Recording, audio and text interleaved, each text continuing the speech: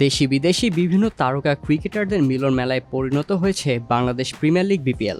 সে সূত্রেই পাকিস্তানি কিংবদন্তি ক্রিকেটার শাহিদ আফ্রিদির অবস্থান এখন ঢাকায়, তবে ক্রিকেটার হিসেবে নয়, মেন্টর হিসেবে তাকে দলে টেনেছে চিটাগং কিংস।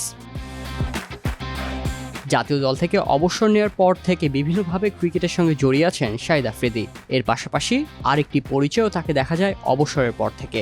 2019 থেকে একজন ইউটিউবার তিনি। নিজের নামেই ইউটিউব চ্যানেল খুলেছেন সাবেক অলরাউন্ডার। এরপর থেকে নিয়মিতই সেই চ্যানেলে ভিডিও আপলোড করছেন তিনি।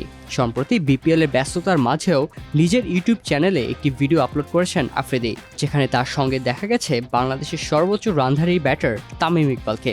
আফ্রিদির বিভিন্ন প্রশ্নের জবাবও দিয়েছেন তিনি, নিজেও প্রশ্ন ছুড়ে দিয়েছেন ইউটিউবার আফ্রিদির দিকে। When cricket giants sit down for dinner, এই শিরোনামে কথোপকথনের সেই ভিডিও আপলোড করেছেন আফ্রিদি। এতে অবসরের প্রসঙ্গে আফ্রিদির করা প্রশ্নে সরাসরি সম্মতিসূচক উত্তর দিলেন তামিম। অর্থাৎ লাল সবুজের জার্সি গায়ে আর দেখা যাবে না বামহাতি ওপেনারকে। যদিও টি-20 ক্রিকেট থেকে অফিসিয়ালি অবসর নেওয়ার কথা জানালেও টেস্ট ও ওয়ানডে থেকে অবসরের ঘোষণা দেননি তামিম।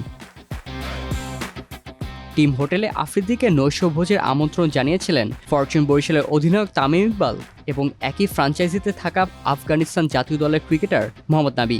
খাওয়ার সময় নানা বিষয়ে আলোচনা করেন তারা।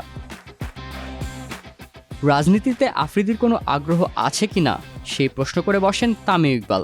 এর উত্তরে বাংলাদেশের প্রসঙ্গ টানেন পাকিস্তানের এই সাবেক অলরাউন্ডার। यार तुम लोगों के हालात देख लिए अब नहीं आ रहा है।